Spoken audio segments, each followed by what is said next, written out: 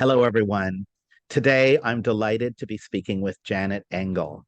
Janet is an occupational therapist and a certified aging in place specialist, and a lot of other things too, out of Georgia. And I'm delighted to have you on the show. Welcome. Thank you, Stephen. I am very happy to be on your show. I wanted to speak with you because you help people to live safely in their homes and perhaps avoid them having to move if they have a disability, physical or otherwise, that they would normally think, oh, I can't live here anymore. You help them find ways to live more safely in their homes. And you teach about this too. Is this correct? Yes, I do. Awesome. So tell me a little bit about this. Tell me a little bit about your work. Yes. So, Stephen, I'm an occupational therapist. I have been an OT for about 13 years now. Most of my career, I worked in the home health sector, which means that I went into people's homes. And for those of you who aren't familiar with the work of an occupational therapist, our job basically is to help people be as independent as possible with their activities of daily living, like dressing, bathing, toileting, what we call occupations. So I would go into people's homes, mainly do home safety evaluations, for someone that may um, be going through cancer treatment, or perhaps someone who fell and had a hip fracture and then had a hip replacement. So it really runs the whole gamut of uh, different possibilities and help them be functional again. So that was how I became passionate about the home and about working with older adults, because most of my patients were over the age of, usually 65, but, I would say 50 and above, and helping people age in place, because I saw that at one point, people no longer had the choice of where they wanted to live. They were either forced to live with a family member, or they were forced to move to a senior living facility, and lost that independence because they could no longer take care of themselves safely. And so that's why I became a certified aging in place specialist. And now I teach the CAP certification. Awesome. So when you would go into so is it safe to say that most of the housing stock that you've encountered in your visits with people is has inadequate accessibility for people? Yes, so that's a very accurate statement. It's yes, less than 5% of the housing stock in the US has features that would include it in being universally designed. So Right. we say that we're talking about a zero-step entrance, having a bathroom on the main floor, having a bedroom. So yes, very few homes fit that criteria. So where there isn't the money or the architectural design to fix stuff like that, is that where you come in to help people live safely in perhaps a less than perfectly accessible environment? Yes. And I'm glad you mentioned the financial aspect, because finances are a huge obstacle for most Yeah. people.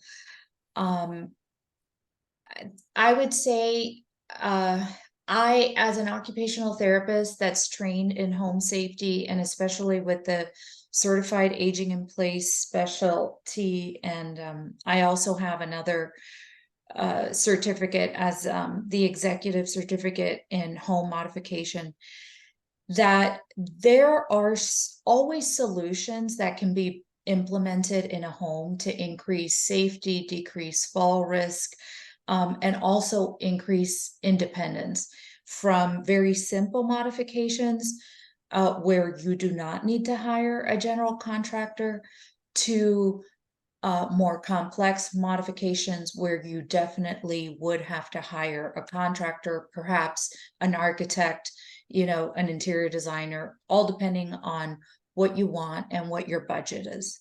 So could we talk a little bit about some of these? Let's Yeah. start with the simple things that people can do to live more safely and to make their homes work in the absence of bigger financial expenditures. Okay.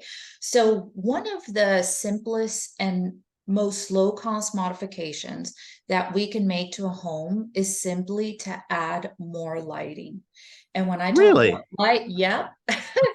So unfortunately, most homes are poorly lit. Okay. Wow. So when I talk about lighting, I'm talking about artificial lighting, day lighting. When specifically we say artificial lighting, I'm talking about task lighting, ambient lighting, because this is what's going to help us not only see better, but it's also going to help us function better in our environment. And I can give you an example in the kitchen. The kitchen really is a work space. And we do many important tasks in the kitchen, some of which can be very dangerous. And so it's very important to have task lighting in the kitchen so that when, for example, you're cutting a carrot, you can actually see what you're doing and your risk of, cutting yourself or dropping the knife uh, goes down, right? And obviously, all of us need to go in the kitchen every day because we need to eat. So it is a huge part of, staying healthy and being independent. And also, it can save you a lot of money because if you can't make your own food, that means that a caregiver is either having to make sure that you have food stocked in the refrigerator or that someone is going in there consistently and bringing food to you. So would you say that that most people don't have enough light in their kitchen? In their entire home. Where else besides the kitchen do you want to see more light? So the most important places to have increased lighting is the kitchen, the bathroom, hallways, stairs, entryways. Talk to me more about hallways. Why is a hallway really important to light appropriately? Okay, so a hallway is obviously a path from one room to another. We travel them frequently. And oftentimes, especially in older homes, and when I say older homes, I mean homes that were built before the 70s, because that's when most of our housing stock was built. There may be one dim little light in the hallway, and older homes tend to have long hallways, narrow hallways, right, that don't have access to light, natural light coming from windows. So then the only light source that you have is, that light bulb that you have in the center of the hallway that probably is not an LED light bulb, probably an older light bulb that has to be changed. So then take into consideration that someone's having to get up on a ladder and change that light bulb. So other fall risks that go along, with that Wow. factor that I just I mentioned. Yeah. I could talk to you about lighting for the next 20 minutes, but we're going to You have to could. move on. So lighting clearly is important. And one of the things about that is, are you beginning to be recommending automation systems to Yeah. control the lighting so that a person who perhaps either is disabled or older and doesn't do well with technology can have it all work automatically for them? Yeah, so that really is the preferred method. I love us having smart technology in the home and having automation because it automatically takes away the fact that I have to remember that at 6 o'clock, depending on where I live, and the sun goes down and now the daylighting is less, that I should turn on the light so that I can see better in a room. Or perhaps now it's 8 o'clock, right? And so now it's nighttime. I may be a woman that lives alone because most of the people aging in place are single women. I Now didn't know that. Most people aging in place alone are single women. are single women. Yeah, Wow. because women outlive men by a number of years, Right. right? And so, you know, the woman aging in place is more likely a widow until she lives by herself. Wow. So women are more at risk for being victims of criminal acts. And so security in the home is extremely important for women Right. in general, but especially for a woman who lives alone. Right. So if I have motion sensor lighting inside my house and outside my house, and now perhaps I even have automated window treatments, which I really love, then my shades automatically are drawn at night. I don't have to risk getting behind a sofa or a piece of furniture where there could be electrical cords in the way. And my window treatments automatically come down. And so someone outside isn't going to be able to see me. This is great. So, in addition to lighting and window shades, what other tech can you use to allow people to be safer in their homes? Well, Alexa, for example, is a Hmm. great device for older adults because you can tie it into many different home features like the lighting, the security system, communication systems. So it's a great way to communicate with other caregivers. If you have the Alexa Echo Show, you can FaceTime with family members, and family members can actually drop into your environment. And of course, you have to give them permission, but they can drop in and they can see into your home. And then you can see them as well. You can tie Alexa to an emergency response system, where if you fall, you can notify 10 people on the list. It could call emergency personnel, it could call other caregivers. So that's, one thing. There are different systems where communication is also um, created to other emergency response systems where it can detect if someone has been in a horizontal position for an extended period of time, or perhaps, Really? mhm, Wow. yeah, or perhaps someone never left the bedroom in the morning. And so that's cause for concern. You can use the smart speaker for that. No, not the smart speaker. That would be another emergency response system because, that's more high tech. But Alexa has, my God, I think it's over 100,000 features. Wow. You can, and a lot of them are free. Right. Right. So So we're talking about automation. Is it very expensive? So um, I think this holds a key, not like there's the issue of risk and fall, certainly for older people, but I also have listeners who are dealing with physical challenges. And I know that myself, a person with a physical challenge, I find my smart speaker very helpful for turning off on and off lights, yeah. and other things you've talked about. When you go in and you're assessing a person's ability to age in place in their home, you must come across clients who are not just at risk of fall, but who also, can't do things the way they used to do around physical mobility. Can we speak a little bit? Can you share with me a little bit about how you address people who perhaps are losing because of arthritis or other limitations, or aren't able to grip or use their hands as well, or people who can't walk as well? Maybe they're using walkers or even wheelchairs. What kind of things are you encountering out there, and what are you recommending as solutions, apart from, you have to go live somewhere else, right? Apart from that. Right.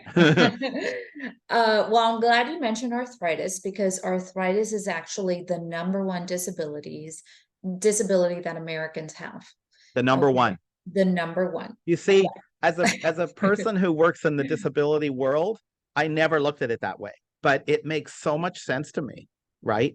That's fascinating. So, and it impacts their people's ability to move their fingers and toes and arms and legs, Yeah, right? and not just your fingers and toes, but one very common factor in with arthritis is that people have arthritis in their shoulders. And Shoulders. yeah, and so that develops over time. Part of it is, just aging. Okay. Obviously, we're like machines. We don't work as well as we get older, right? You Yeah. could have injuries, also play a role in arthritis, right? Because if you have had a fracture, let's say you have a humeral fracture or a fracture anywhere in your body, that area is almost for certain going to develop arthritis in the future, even if you had that fracture or that injury back when you were in your 20s. Wow. So, shoulder arthritis is extremely common. If you have a tear in your rotator cuff, which as we get older, it is quite common because you can have tears, just degradation of the muscle tissue. It doesn't have to be related to a traumatic event. And so raising your arm to, let's say, reach your clothes in your closet it can be extremely difficult and painful. Just Or in like, the kitchen. or in the Let's suppose kitchen. something is on the second or third shelf up, and Exactly. I've experienced this myself, right? Yes. You need to replenish the salt, and the big salt container is a higher shelf, and you Yes. have to raise up to get to it. Yes. So, the layout of your kitchen and bathroom, how you organize your house, how you organize storage, but then also you using universally designed features, like for example, lever handles, using single lever faucets, using motion or voice activated faucets.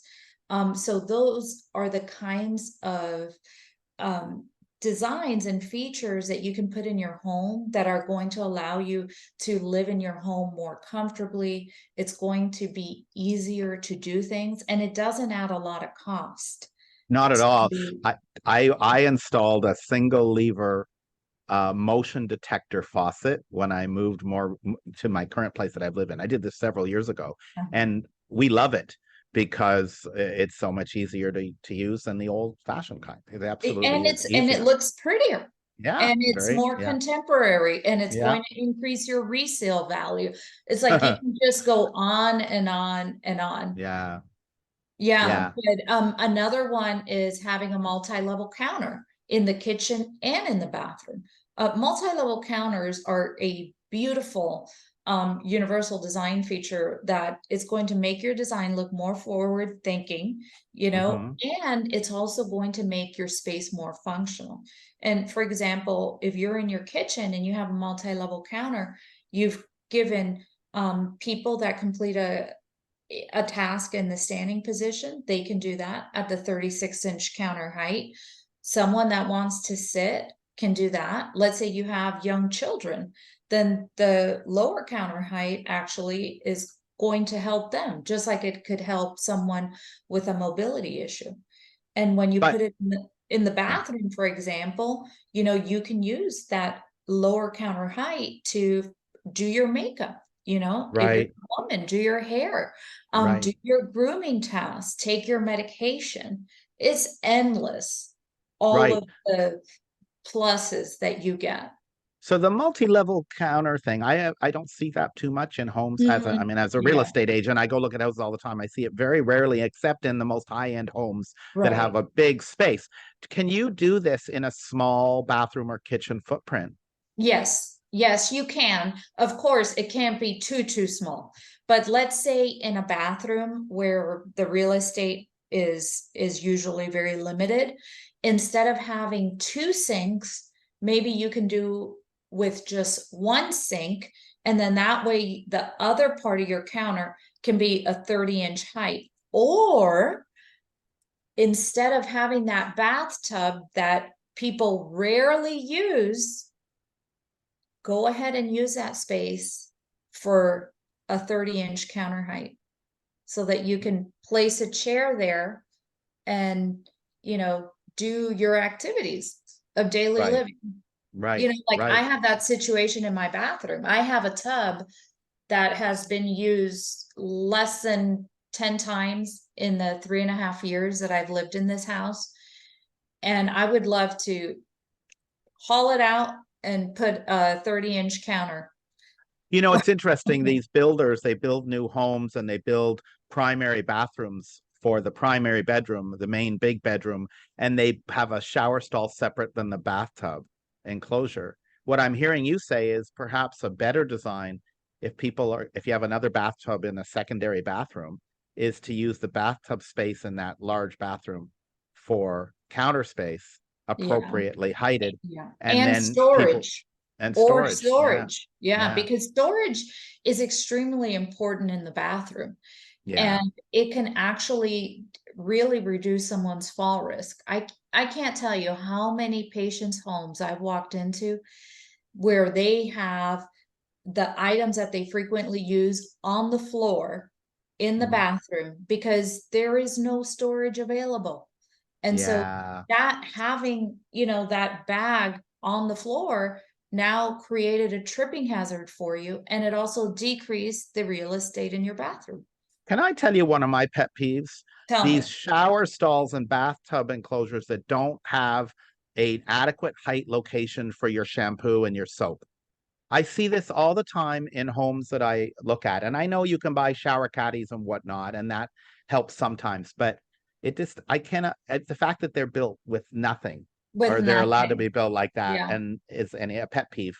I do want to shift gears because, believe it or not, we've used up a lot of time, and this is great. I want to talk more though about your teaching. What I understand, you teach others about aging in place and some of these things we're talking about, and you're a certified instructor, right? Yes. Um, and um, what is the number one misconception that you encounter in your teaching around aging in place and around living safely in your home? I think the number one misconception that people have is that accessible design is ugly and it's institutional looking. And it absolutely is not true, especially for people who become educated in how to do it correctly. They also become educated in universal design, and then they learn a lot about the products that are out there. Then it is completely feasible to create accessible designs that are beautiful and You aesthetically know, pleasing. I couldn't agree more. I encounter this in the real estate world all the time, and I see it a lot in the design of wheelchair ramps coming into homes Mhm. for clients who use wheelchairs, who have this perception that a ramping to the front of a home has to be medical looking, and it doesn't. It can be done very landscaped beautifully. I've seen it. Yeah, right. You're right. And Yeah. actually, ramps are one of the accessible features that is most often done incorrectly. Really? Yeah. So not How, only do they make them ugly, but they yeah. don't add all the safety features that should exist. For example, there should be color contrast between your Color. rails and the floor. Okay, there should also be risers depending on how long the ramp is. Unless it's a walking ramp, which would be a 1 to 20 ratio, that's the only example where you don't have to have rails and you don't have to have the side rails to keep someone that's using a mobility device from falling over the ramp. Right. So you should have color contrast. If the ramp is exposed to the elements, it also has to be protected from the elements. Okay, so for Hmm. example, wood ramps, they have to be maintained. You have to have a material that makes it non-skid. There has to be a transition from the end of the ramp to where the person is able, either the end or the beginning. So there have to be transitions. So If wait a minute. What do you mean by a transition? You mean like a, well, what do you mean exactly by a transition? so the flooring, the texture has to be a little bit different. So when the people ramp notice. ends, exactly. There has to be a visual cue, and there Uh-huh. also has to be an auditory cue. Uh-huh. Or something you would feel through your Right, so wheelchair that's an wheels. auditory cue, I see. I see. right, I that you're see. gonna Yeah. feel. There has to be lighting too. When at the ramp, it has to open up into a larger area. It can't end on grass or Ah, dirt. So there are many things that are completely ignored, but the number one thing is that the ramp is made too steep, right, so right. it's dangerous. Right. Like in some Yeah. states, there are some contractors who don't follow the building code recommendation or do it without getting a permit. So it ends up cutting corners and they tend to go too steep Yes. and do other things incorrectly. Have you found you've been doing OT work of this nature for 13 plus years, you told me, right? Mhm, mhm. Have you found that general contractors and architects and interior designers, are they getting any better at understanding these issues, or do you still, has it changed? And if so, how has it changed? I think they are getting better. The more knowledge there is about aging in place and accessible design and universal design, then the more professions realize that really it takes a team effort, especially if someone has a disability or progressive condition, or a traumatic event. It takes a team of professionals to create the best modification for that person.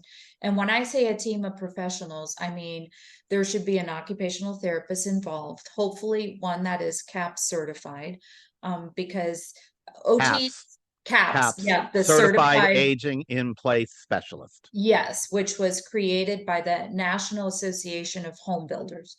Okay. And it's been around for almost 20, no, it has been around for 20 years. And so we know how disease processes happen. We know how people function in their environment. So that's why you should have an OT. Now, you should also have an equipment specialist. If you are recommending a track Hoyer lift system going through the house, you have to have an equipment specialist come into the house. Absolutely. You should have a general contractor. If you're moving beams, you need to have an architect or an engineer. So It that's why I'm saying it takes a team of people. And I think historically, because the general contractor is the one that's in there doing the work, the general contractor ends up making all of the recommendations and then leaving everyone else out. Right, right. I Yeah. want to ask you on this subject, with your experience, have you noticed a slowness or a blindness in the medical world around serving uh, their clients who are getting older, people who are going to see their primary care physician and they're reporting arthritis, they're reporting the normal symptoms of aging, and not getting that referral to this team or even just to the OT at all? Do you see that happening? And is that anything that we should be lobbying or advocating for Yes. people coming out of hospitals or coming out of institutional settings of any sort where they could really use just someone to come at their house and show them? Because it seems to me it feels very much in the hands of the consumer to be the advocate around this, and it's not coming from their doctors. But I might be wrong. Please correct me if I'm wrong. So I can tell you from working in home health for many years, the typical scenario is that there's a case manager in charge of, let's give a specific example. Let's say that Nancy had a fall in her house and she broke her hip, which is one of the most common results from falling, is either a fractured hip or a traumatic brain injury. Okay. Yeah. So she had surgery. Now she went to the rehab hospital. She's been there for a few weeks. Now she's ready to go home. And so there will be a team of either an OT or a PT that will go out into the home and make an assessment. And that's great. Okay. The thing is that it's very limited. And And it's that is, late. It's well, late. Don't we want to get to right. her Because the before she courts, falls? right. Thank you. Yes, exactly. That's what we should be, is preventing these falls. You're right. And the reason why I went and got the CAP certification, and then the ECHM certification is because, ECHM? yeah, which is a executive certificate in home modification. It's from the School of Gerontology, UC Davis. Awesome. So there, as an OT, I'm really good at recommending adaptive equipment, right? And simple changes. But the fact is, adaptive equipment is ugly and most Yeah. people don't want it, Yeah. And so, and the best thing to do is to recommend a modification that is going to really make the entire home safer, not just the bathroom, because most adaptive equipment is meant for the bathroom. Okay. So we can get you to a place where you can access the toilet and access the shower, right away. But is it going to be a modification that you're going to want to live with for the rest of your life? Chances are, if you had unlimited funds to modify your bathroom, you would never choose a 3-in-1 commode No. over your toilet, or Yeah. or a tub transfer bench. You would Yeah. never choose those things, right? No. And so there needs to be a happy medium where people with unlimited funds and people with limited funds can change their environment, not just their bathroom, but like I said, increase lighting in your house, create at least one zero-step entry into your home. Um, and simple things, make your home more universally designed. That is going to make it prettier. It's going to make it more contemporary. Um, for people to be able to make those changes, without it costing you an arm and a leg. And, Right. that's where we need to advocate for legislation that is going to either use tax advantage, tax incentives, or different programs that people can take advantage of so that they can help shoulder the costs of these modifications that are desperately needed by many Yes. people. One in Yes. 4 people in the US has a disability. So, first of all, thank you. Mhm. And I completely agree with this. And I actually did an interview on the podcast a few years ago with a fellow who was advocating to get legislation to create a tax break Mhm. for aging in place home modifications, which could potentially include simple things like what you're talking about, and not just big architectural projects. And I know that legislation didn't go through, and they're trying to resuscitate it. I'm hoping to do a show in the future to get an update on that legislation. Um, the second thing I want to mention, as we're running out of time, is you run a consulting business now, right? People can Yes. connect with you on Zoom and in person to do an evaluation of their Yes. home, right? Can you Mhm. give me a little more information?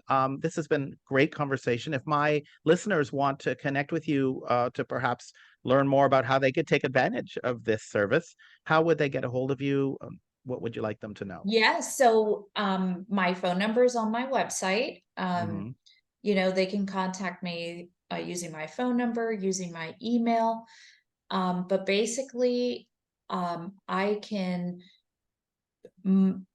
do a home evaluation to whatever aspect they want to be evaluated. If it's an entrance that they're having difficulty navigating, or their bathroom, which is usually the first space that people have to modify because it really impacts their independence and Hmm. quality of life. Or it could be general issues like, how do I make my home more visitable? Or how Hmm. do I make my home more livable so that Hmm. when, my mom comes to visit, she's not forced to negotiate stairs or What's your sorry? Mhm. What's your website? It is Hmm. Hmm. Hmm. homedesignsforlife.com. I'm going to put that in the show notes, so people can capture the link. Um, All right, terrific. I'm afraid that we're out of time. This has been so much fun, Janet. I so appreciate you making time to come and speak with me and my listeners and sharing your expertise and knowledge about this. Thank you.